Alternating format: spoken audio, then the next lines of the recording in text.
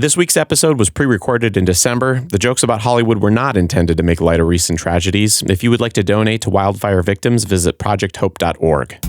Welcome to Indie Film Podcast. I'm Victoria. And I'm Chuck. We're your Indie Film Podcast hosts. Our goal is to share all of our mistakes that we've made in our filmmaking journey so that you can avoid them. We are the joint, proud owners of over 75 rejection letters from film festivals. Follow us on our journey as we attempt to break into the national film scene or just incur more debt. The national film scene, I think that's just a pipe dream. Yeah. It doesn't matter. It's okay. Everything's blurred. It's a global film community now. Yeah, I guess community. You can maybe make a living just doing community film stuff as long as you're willing to do a wedding every once in a while. You also never know when things are going to take off. I did one web series in college, and it was really popular in the Netherlands. Oh, you never moved to the Netherlands, though. I did not, but it was really popular there. Apparently dry. Are you a big deal if you go there? I'm not. You should probably visit and see if people recognize you. I was only in 2 episodes. Oh. I was just a producer and helped out on camera for a bunch. Oh, okay. Yeah. So you were a producer. You were helping out on camera on that. Mm-hmm. The episode that we're talking about pre-production pitfalls. Oh, yeah. This is our last January episode. It is. And we're talking about too many cooks or too few. Yes. And we're not actually talking about cooks. We're talking about crew. Yes. Not cast, really. But no, cast is harder to have too many unless there are a lot of extras and you have no one to corral them. True. But this is the crew is where things get difficult. Yes. Crew is where things get difficult. So, too many cooks, too few. Can you tell me about a situation where you've had that happen on set where you thought, oh my God, I have too many people here right now. I can't manage this. This is annoying. Or I wish I had somebody else here. I will be honest. I think most of my experience is on the too few side, for sure. I think that's most indie filmmakers. Yes. That's Probably. Not a unique experience. Yeah. But typically, I do run a very skeleton crew, and everyone's pulling double, triple, quadruple duty. So it's a lot for any one person to take on. I've only had really one production that I was a lead in the involvement for it, where there were a lot of people. It was a lot of crew. Yeah. But it was amazing. So it worked well. It really did. So you've never been on a set where there's so many people there that you felt like it was a waste of manpower or woman power or human power or people power? Thank you for clarifying. No, I'm all inclusive with my types of power. I've done 2 national commercials, but I wasn't on crew for that. Okay. But how did that look? Those were huge. Those were intense. And how did it look? What was the balance in front of the camera versus behind the camera? It was very crew heavy for most of it. I will say there was one, it was an insurance commercial, and they were doing this big race day thing. So Sounds for like that something day, you'd have to have insured. Oh, they definitely did. And I appreciate your pun, and I'm sure Blue Cross or whatever will throw in your favorite colored shape here and infer an insurance company from that. Nice. We're always looking for advertisers. There we go. Anyway. So that one had I want to say it was about 500 extras. So Holy crap. It was big. It was the entire Capitol Park here in Boise. Wow. It was full. It was huge. So, having a giant crew. That's insane. Did they pay all the extras? Yeah. Damn. Yeah. Well, because the crew came up from LA. Oh, okay. Yeah. So they were used to that. Those Californians, they can charge a pretty penny for the skills they have. I will say that's one of the best directors I've worked with. He's come up here a couple other times since then to do other projects, and thankfully still calls me every time he's coming up here. So, nice. Yeah, Zev, if you're ever back in town, let me know, because I'll still gladly work for you, hands down. If you need location sound, let me know too. We're just trying to get work off of this. Can you buy our movies though first so we can actually do the shit that we want to do instead of working on commercial sets? Not that that's a bad thing. It's not bad. It's great experience. It pays the bills. But I got to see a director managing 500 extras and delegating appropriately to his assistant director to Wow. make sure that all of those extras were handled and in the right place at the right time. And the only effective use of a bullhorn I've ever seen on a set How was it used? to corral the 500 extras. Nice. Did he like do like a Pavlovian training with the blowhorn with all No. 500 people to No, be? but that would have been amazing. No, it was not. There must have been some behavioral response in there, like deep in their Probably. lizard brains. Probably. So that's mainly what I've experienced as far as Oh. too many, too few. How about you? I'm trying to think of a set that I've been on that's had too many cooks. And I've been on a couple of smaller sets, like indie film sets, where it was confusing to me because it felt like some of the extra crew were superfluous. But that's probably because I'm used to making movies with lower gentry studios.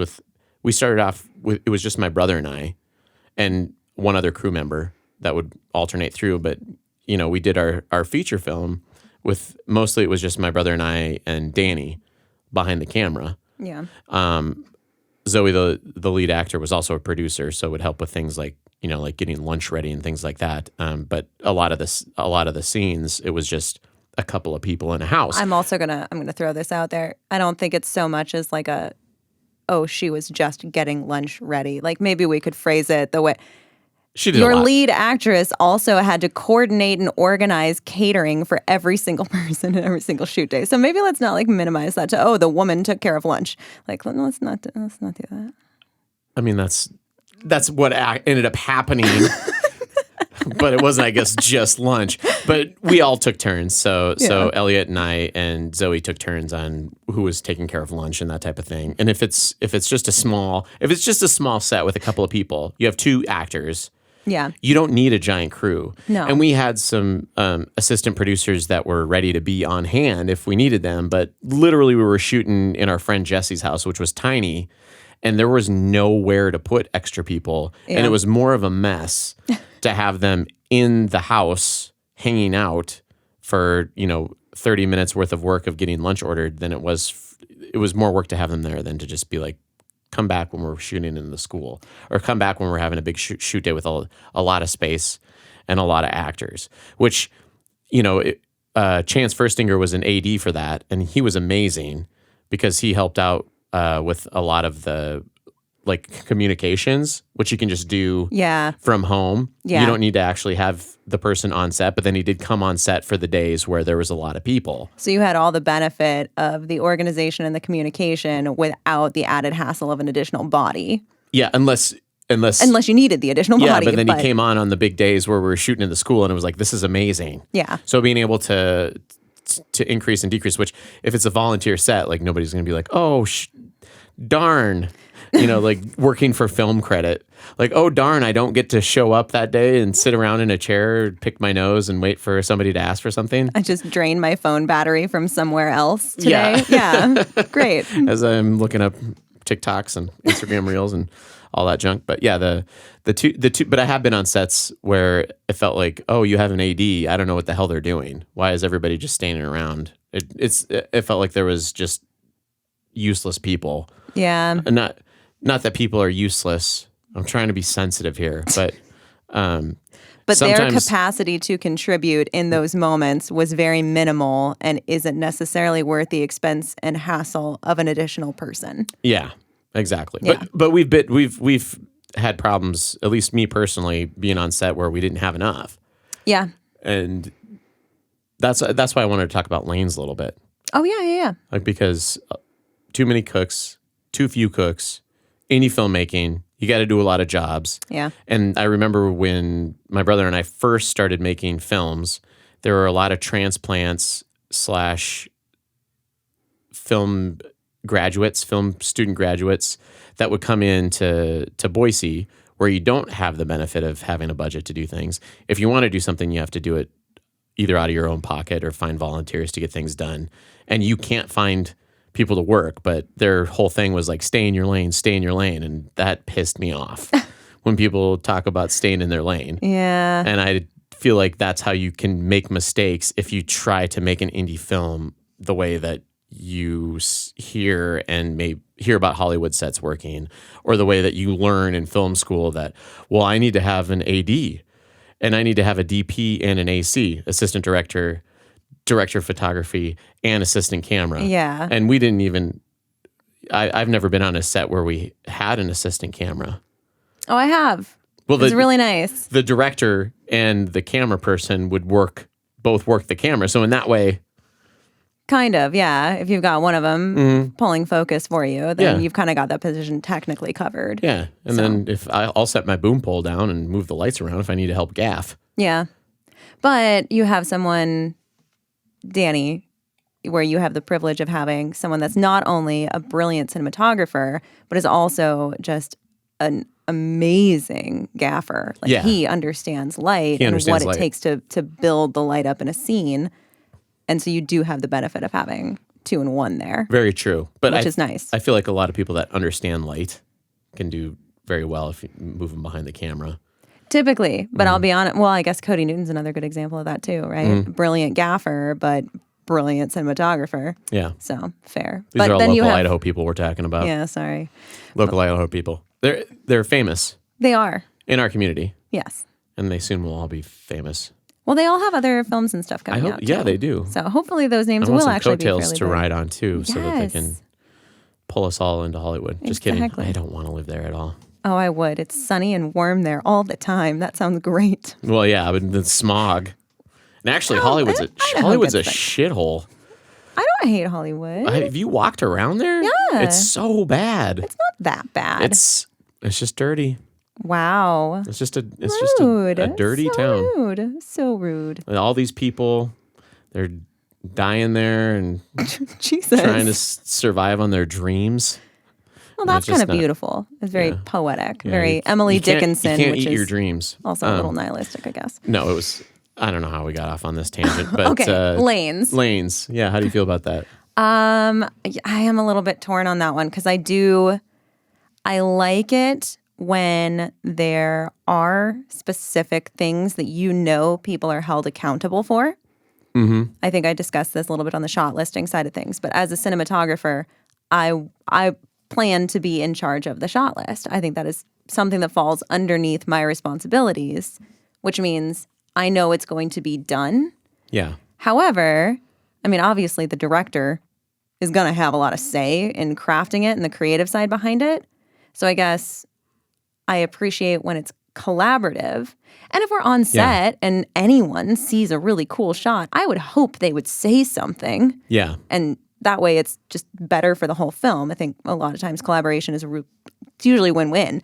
But knowing that there is someone responsible for it, I think is really important. Kind of like the catering and organizing and crafty and all that jazz. Someone needs to be responsible for it.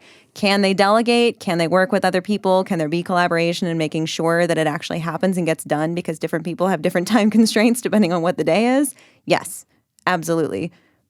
But making sure that everything is doled out to a person is important. I agree with that completely. We screwed that up a lot early on when we were making films and not having something be somebody's specific job.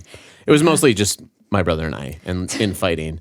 And a lot of that had to do with set decoration and set design because we've never had anybody, we've never been fortunate to have somebody on our film to help us with set deck. Get a production designer because let me tell you, Is that helpful? it is life-changing. It's the best thing that you can ever do. It's So that's one cook you need. That is a cook that you need. That is not just some random line or prep cook. That is your sous chef.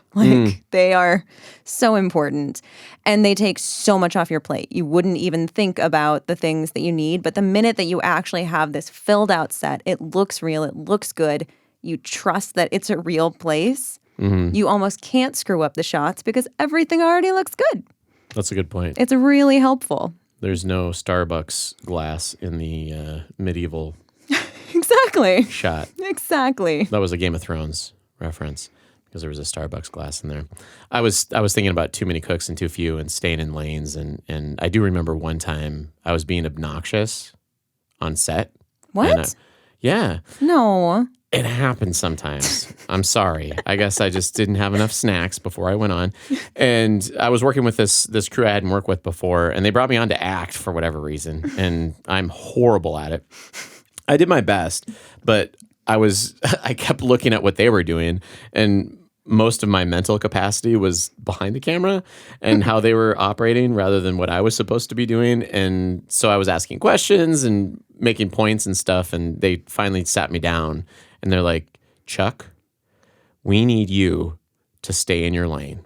Oh. Yeah. And 30 minutes later, I was looking at the shot in my brain from where the camera was. And behind me, I noticed a tripod.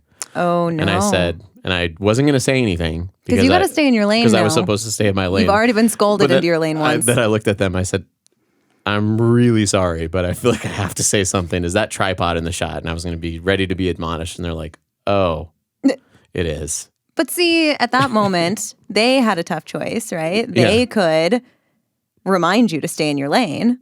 And fix it in post.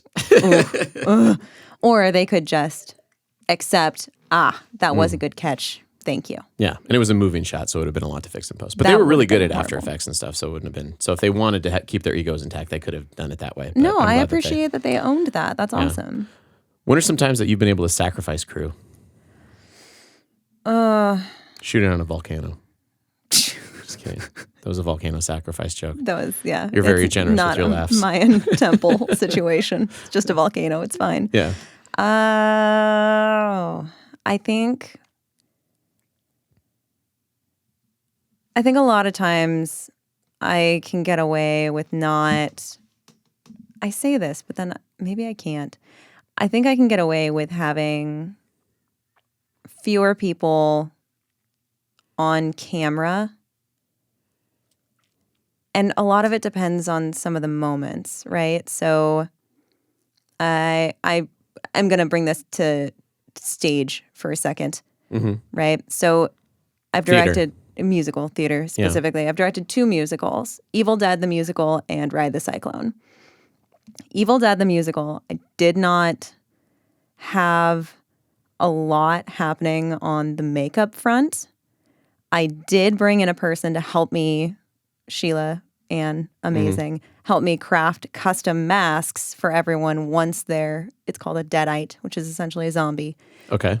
And so to be able to make a custom mask for each of them, and she went in and individually hand-painted all of them, and Lord knows I would not have been able to do that myself, so kudos to that. But other than that, there wasn't really much makeup in the show, and because it was a community theater show, a lot of those actors understand their own makeup. And aside from covering people in blood, which was a recipe that I did have to craft and come up with myself, because the stipulations around what the blood could and could not be were very, very detailed and annoying. But we made it work, and that worked. So I didn't have to have a makeup artist specifically. Yeah. Because I would put those masks under props. Yeah. So I made my makeup artist be available for prompts instead of actual makeup, which is weird. But either way, Ride the Cyclone, we have a woman who's supposed to look like a cracked porcelain doll and another individual who's supposed to look like one of those fortune-telling machines. Oh, yeah. That is not standard makeup that you can just know how to do for stage. I needed a makeup artist. Yeah, that makes sense. And not just any makeup artist, a makeup artist who would know how to teach these people to do it so that she did not have to be there every single performance painting it on their faces for them. This was community theater. Because it's also community theater. You can't expect people to give up 4 nights a week. No, you're not going to get that. You're not going to get that. That's good at makeup. Yeah. So they taught the actors how to fish. Yes, they did. But she still showed up to the show regularly just to check in and do last looks here and there and make any tweaks as needed or necessary. Kind of watch how the makeup was falling and staying throughout the rest of the show, depending on the duration of the act and the intensity of the actors' choreography and everything. So it was really nice to have that expert and that professional there. Makeup is never going to be something I'm good at, ever. I'm always going to need a makeup artist. I can pull focus. So am I always going to need an AC? Maybe not. Yeah, depending on your skill set. Yeah. I like that. I also want to bring up incidences where like intimate scenes Ooh, with cast members. yeah. We've always, with Lower Gentry Studios, we've always tried to minimize the number of crew because we've done a couple movies with a couple sex scenes. Yeah. No nudity or anything like that. I think you've had. I did. Yeah, we have a fully nude scene in The Man Who Would Not Shake Hands. And it's better, I feel like, when you're doing those types of scenes, it makes it, not that I've ever had, I guess I've never done a scene where there's like a giant amount of crew while there's two people on camera simulating sex. So that's never happened for me, and I can't necessarily say one is better than the other, but it did feel better not to have a whole bunch of people around. Yeah. Especially when you're dealing with volunteer actors in the indie film world, which is what we've done. You know, you're getting payment in credits and accolades, which yeah, The Man Who Would Not Shake Hands, it was that one. Obviously, the gaffer came in, got the lights set because it's a shower scene, had to come in and make sure that the lights are actually behind the water so you can see any of the water falling in the shower. Oh, yeah, that was a good lesson. Yeah, there are a lot of details to pick up and work with here, but for the actual shoot itself, it was just me as the DP and the actor in that bathroom. That was it. Now, they could see everything that was on camera in Video Village, so the director and obviously my AC and my other camera ops and everything, like they're all watching, but that meant that in between takes I can put my hand over the lens, and that way we're not going to see anything. We know it's not even getting recorded or anything like that, so he has a little bit more comfort to move around a little bit easier. But yeah, try to minimize who all is around someone who's very, very vulnerable in that moment. Be respectful, be kind. Don't get an intimacy coordinator. Just get an intimacy coordinator. It could help. It's very helpful. I don't, that's becoming more of a non-negotiable, I think, in more and more productions. And I think that's a good thing. That you have somebody that's there that's held accountable for their job is to make sure that nobody feels pressured to perform something that they're uncomfortable with. Yeah. It's really it's important. Makes sense. So what's the balance between what's the number of cook balances? I don't think it's a number. I think it's a who. Yeah. Right? Because if I know I've got Heather Horner on costumes, who is also, of course, the makeup artist for Ed the Cyclone, and I've got Kyle Barrow on my production design, I know those two work incredibly well together. They're going to talk, they're going to chat, they're going to delegate appropriately between the two of them, and they need to. Yeah. And they're going to keep me informed on what I need to be informed about, but they're also not going to add more pressure and more problems because they're not afraid to communicate. Yeah. Whereas if there's somebody else that is, I don't know, location producer or whatever, and maybe I don't know them very well, but they're not going to communicate with my production designer, that's going to be a huge problem, and that's going to add more stress to my life. Yeah, I guess I think it's the ego thing. If somebody has an ego, you're going to need to have more people around to pick up the weight when they're saying things like, that's not my job. Yeah. And causing and being either hurting the set more than helping, or it's a very equivalent balance to where they're just canceling themselves out as far as being an asset, aside from their specific skill set, which sometimes it's not worth it to have somebody on set if they're no matter how good they are at something, they can just be more of a detriment and more of a headache to deal with and more of a time suck than it is to have their skills. It's like, being a musician previously, or still, but like it's like, wait, when did that stop? Yeah, well, playing in bands and organizing my own bands, it's like I'd rather have somebody I enjoy hanging out with, and that's willing to contribute, because there's like, it's like there's the creative aspect of something and then the technical skill aspect of something. Yeah. It's like, hey, do I want an amazing guitarist, or do I want someone who's creative and collaborative and easy to work with and comes up with good ideas, or somebody that's going to hit their solo perfectly every single time? It's like, do I want the cinematographer that's going to like get the shot right and get all the lighting and be difficult to deal with, or do I want somebody that's, like informing me about decisions or sharing decisions and willing to take input? Yeah, I think that's way more important. You're right. Mm-hmm. Yeah. So, and then location sound. There's just not a lot of people that do that. So you just got to deal with whoever you can or just get an extra to like point the boom mic at someone. You find some random on the street named Chuck and you hire him.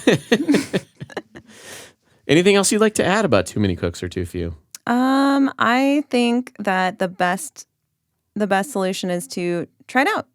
See what you can deal with and what you can't deal with. Yeah. You never know until you try going to a larger set what is really nice to have and what is just in the way. If you want to make movies, though, don't let it hold you back. Oh, yeah. Just if you just have to run camera.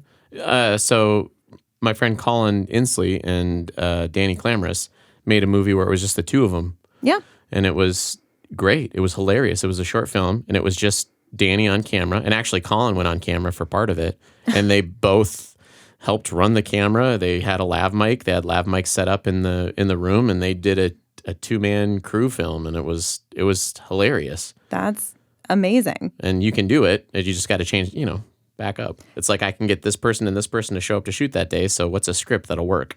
And as long as you're communicating with each other and collaborating, then you're just going to have a good time. Yeah. Even if it doesn't turn out into quite the film you wanted it to be, at least you've got a good memory from it. Yeah. Or maybe not, because I don't know what the hell I'm doing. Maybe that won't work for you. It might not. I don't know. What do we know? Yeah. Well, I think a good sign off is a succinct sign off. Okay. Goodbye. See you next week. Bye.